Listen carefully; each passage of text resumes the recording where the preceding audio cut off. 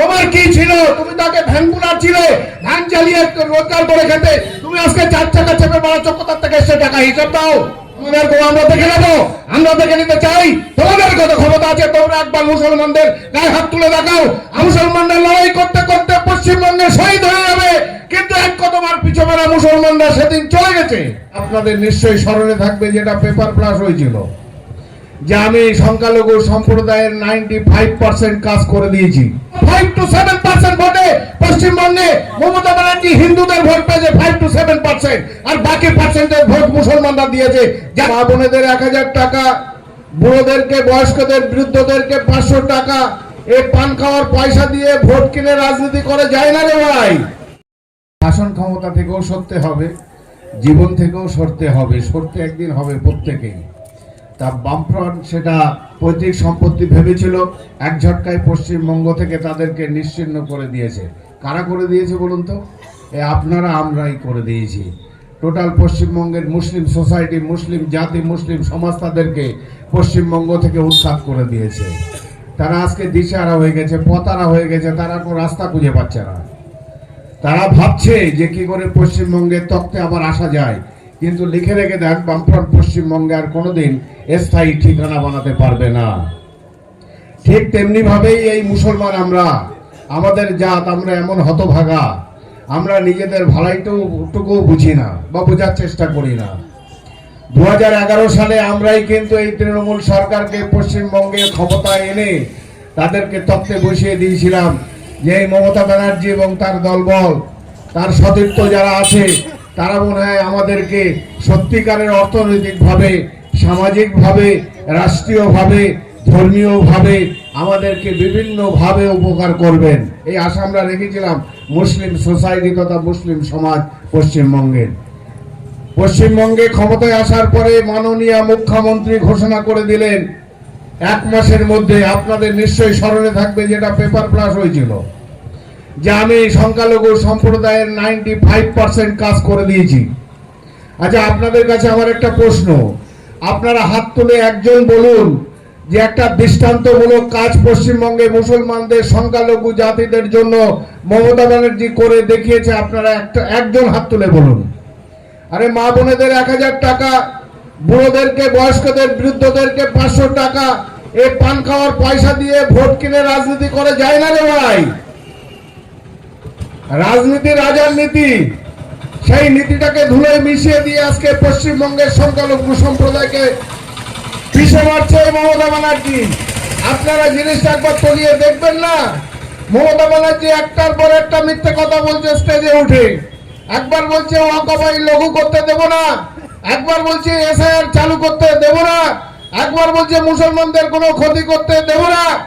অথচ এই মুসলমানদের ভোটে পশ্চিমবঙ্গে উনি ক্ষমতায় এসেছেন, আর মুসলমানদের সমস্ত সম্পত্তি আজকে ওয়াকফ বোর্ড থেকে সরে গিয়ে আজকে ওনার হাতে কবজায় করে নিচ্ছেন উনি এবং ওনার দোসর, ওনার বন্ধু মমতা, মুখ্যমন্ত্রী, প্রধানমন্ত্রী মোদীজি সরকার। দুজনের মধ্যে গোপন আদাত আছে। তারা মুখে এক কথা বলে, প্রয়োজন হলে তারা গোপনে গিয়ে দিল্লিতে মিট করে, হোটেলে এক জায়গায় থাকে, থেকে তারা আলোচনা করে, পরিকল্পনা করে পশ্চিমবঙ্গ কিভাবে সুষ্ঠুভাবে তারা চালাতে পারবে নিজেদের মতো করে, আর মুসলিমদেরকে কিভাবে তোষণ করতে পারবে, মুসলিমদেরকে কিভাবে শেষ করে দিতে পারবে, এই পরিকল্পনা নিয়ে তারা আবার পশ্চিমবঙ্গে মমতা ব্যানার্জি ফিরে আসে। আপনি দেখুন, এই তো একটু আগে আমাদের সালাম ভাই বলছিল যে 6 দিন সময় দিয়েছে না 72 ঘন্টা, বলে আমার শোনা মতে 72 ঘন্টা সময় দিয়েছে। ওয়াকফ বোর্ডে যত ডকুমেন্টস আছে সমস্ত ক্রাইটেরিয়া কালেক্টরের কাছে জমা দিতে হবে। বাবার ঘরের আইন, তোমার নিজের ঘরের আইন তুমি মুখ দিয়ে বলে দেবে, আর পশ্চিমবাংলার মুসলমানরা হাঁটু গেড়ে, দৌড়তে না বলে হাঁটু গেড়ে তোমার কাছে গিয়ে জমা দিয়ে আসবে। সেদিন চলে গেছে। তুমি মনে রেখে দিও, মুসলমানদের উপরে বুলডোজার চালানোর দিন শেষ। এবারে মুসলমানদের মধ্যে কিছু আক্রমণাত্মকমূলক কিছু ঘটনা ঘটে গেলে মুসলমানরা বাংলাদেশের দিকে ফিরে যাবে না, মুসলমানরা পাকিস্তানে ফিরে যাবে না, মুসলমানরা লড়াই করতে করতে পশ্চিমবঙ্গে শহীদ হয়ে যাবে, কিন্তু এক কদমার পিছু মেরা মুসলমানরা সেদিন চলে গেছে। এটুকু আপনি খেয়াল রেখে দেন।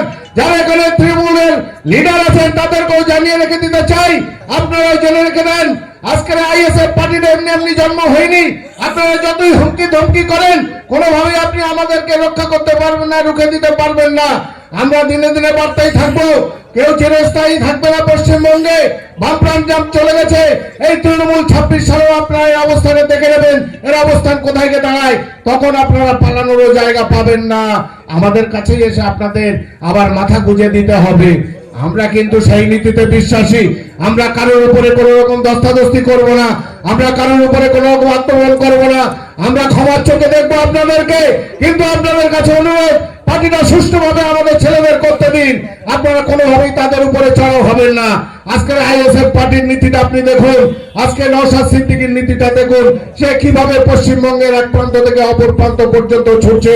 এই পশ্চিমবঙ্গের সংখ্যালঘু মানুষ এবং যারা পিছিয়ে পড়ে আছে, যারা অর্থনৈতিকভাবে দুর্বল, যারা সামাজিকভাবে দুর্বল, যারা রাষ্ট্রীয়ভাবে দুর্বল, যারা ধর্মীয়ভাবে দুর্বল, তাদের দিকে তার এক হাত না 10 হাত বাড়িয়ে রেখেছে। নওশাদ সিদ্দিকী ঘটনা শোনার সঙ্গে সঙ্গে সেখানে দৌড়ে যাচ্ছে। হ্যাঁ ভাই, মনে রাখতে হবে, আমরা মুসলমান, আমাদের ভোটেই এই তৃণমূল সরকার ক্ষমতায় এসে কত পার্সেন্ট ভোট দিয়েছে হিন্দুরা?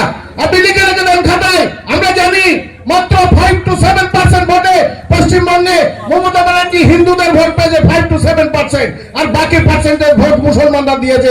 যার কারণে আজকে মুসলমানের ভোটে আজকে পশ্চিমবঙ্গে মুখ্যমন্ত্রী মমতা ব্যানার্জি ক্ষমতায় এসছে, তার সরকার ক্ষমতায় এসছে।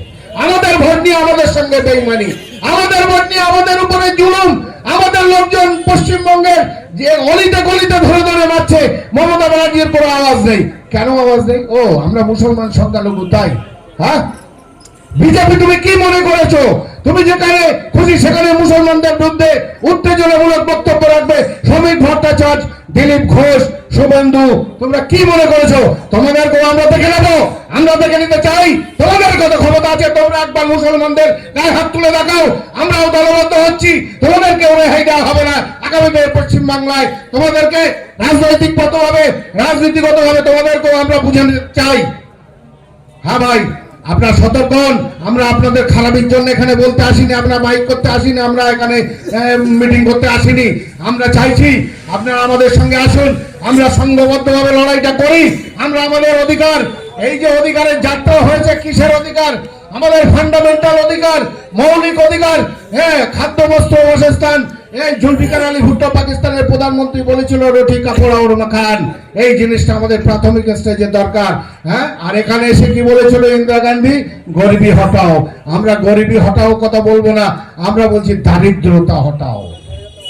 আমরা মানুষের মধ্যে দারিদ্রতা দেখতে চাই না, আমরা মানুষের মধ্যে অপশাসন দেখতে চাই না। আমরা মানুষের মধ্যে সমান অধিকার প্রতিষ্ঠা করবার জন্য আজকে পথে নেমেছি। আজকে আমি দুবেলা দুমুঠো ভালো মন্দ খেয়ে বাঁচবো, আমার পাশে প্রতিবেশী ভাই তার খাওয়া হবে না, সারাদিন অভুক্ত থাকবে, এটা আমরা দেখতে চাই না। আমার ভাই একজন সে রাস্তায়, তাকে একজন পিটিয়ে মেরে দেবে, আমার চোখের সামনে সেটা আমরা হতে দিতে চাই না, হতে দিতে পারবো না। আমরা জীবন রক্ষা করবার জন্য আমাদের জীবনকে তার জন্য বিলিয়ে দিতে চাই। সেই জন্য ভাই আমরা বলতে চাইছি, এই তৃণমূল সরকার যে অপশাসন পশ্চিমবঙ্গে শুরু করেছে, একে ইমিডিয়েট বন্ধ করার দরকার।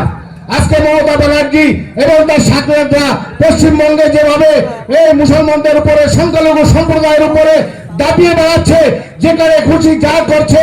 হ্যাঁ, একটা ঘর দিতে গেলে টাকা নিচ্ছে, একটা বৃদ্ধ ভাতা দিতে গেলে টাকা নিচ্ছে, একটা যাই দিক তাদের কমিশন চাই। কেন বলতে এগুলো হবে? তার অধিকার সে দিচ্ছে সরকার তাকে। তুমি কেন সেখানে হাত মারছো? তুমি কেন সেখানে ইন্টারফেয়ার করছো, নাক গলাচ্ছ? তুমি কে? প্লিজ এক্সপ্লেইন ইট। আমরা এটা জানতে চাই তোমার কাছে। তুমি এমন কি হতা হয়ে পড়েছো, এমন কি নেতা হয়ে পড়েছো যে তুমি একটা গরিব মানুষের ঘর এসছে, সেখান থেকে তুমি কাটমানি খাবে? যেটা সরকার তাকে দিচ্ছে, তুমি তার কাছ থেকে কাটমানি নিচ্ছ কেন? কি কারণে? তুমি চাকরি করো, তুমি ব্যবসা করো, তোমার জলকার আছে না, তোমার কারখানা আছে? কিছুই নেই, 4 চাকা গাড়ি চড়ে বেড়াচ্ছে। তোমার সোর্স অফ ইনকামটা কি একটু বলো তো ভাই, আমরা একটু জানতে চাই। তোমার কি ছিল? তুমি তাকে ভ্যান বুলার ছিলে, ভ্যান চালিয়ে রোজগার করে খেতে। তুমি আজকে 4 চাকা চেপে বেড়াচ্ছ, কোথার থেকে এসে টাকা? হিসাব দাও, আমরা তোমার কাছে হিসাব চাই। আপনার এখন তো পশ্চিমবাংলার যত লিডার আছে তারা বর্তমানে টাটা সুমো, স্করপিও, আর্টিকা গাড়ি ছাড়া তারা চলে না। তাদের কোনো আয় রোজগারের কোনো নিশ্চয়তা নেই। তারা না চাকরি করে, তারা না ব্যবসা করে, না তাদের বিশেষ কোনো বড় বড় শিল্প কলকারখানা আছে বা তার মালিক। অথচ তারা শিল্পপতি থেকে আরো অ্যারিস্টোক্রেট লাইফ লিড করে। কি করে সম্ভব? How it can be possible? আমরা এটা তাদের কাছে জানতে চাই। আই ওয়ান্ট টু নো তাদের জীবন ব্যবস্থার এত পরিবর্তন দ্রুত গতিতে হলো কিভাবে? যার মাঠে এক কাঠা জমি নেই, তার ভিটে বাড়িটুকু সম্বল, সে কি করে এইভাবে লাইফ লিড করতে পারে? আপনারা আমাদের কাছে আমরা তাদের কাছে জানতে চাই। আপনারা ব্যাখ্যা করে বলুন। আপনারা তাদেরকে জিজ্ঞাসা করুন নেতাদের যে তোমার এই সোর্স অফ ইনকাম সম্পর্কে আমাদের একটু জানান। তুমি এইভাবে লাইফ লিড করছো কিভাবে? এখান থেকে 10 বছর আগে তো তুমি ভ্যান চালিয়ে খেতে। জিজ্ঞেস করবেন না? মারির ভাই না ভিটাচ্যুত করে দেওয়ার ভাই? কোনো ভয় নেই। আমরা সে ভয় অনেক দূরে ফেলে রেখে এসেছি। আজকে ভয় ডরহীন ভাবে আজকে আমরা রাস্তায় নেমেছি সবাইকে সমানভাবে তাদের অধিকারটা বুঝে দেওয়ার জন্য। তাই ভাই আপনারা আমাদের সঙ্গে আসুন, আমাদের সঙ্গে থাকুন, আমাদের গলায় গলা মেলান এবং আমরা আমাদের অধিকারটা যাতে সমস্ত ভিডিও গভর্নমেন্টের কাছ থেকে বুঝে নিতে পারি তার সর্বতভাবে চেষ্টা করি। পথে নামতেই হবে ভাই, নামার দিন এসে গেছে। যদি আজকে আমরা পথে না নামি, আগামী দিন এর থেকেও শোচনীয় অবস্থা আমাদের হবে মুসলমানদের এবং সংখ্যালঘু পিছিয়ে পড়া মানুষের।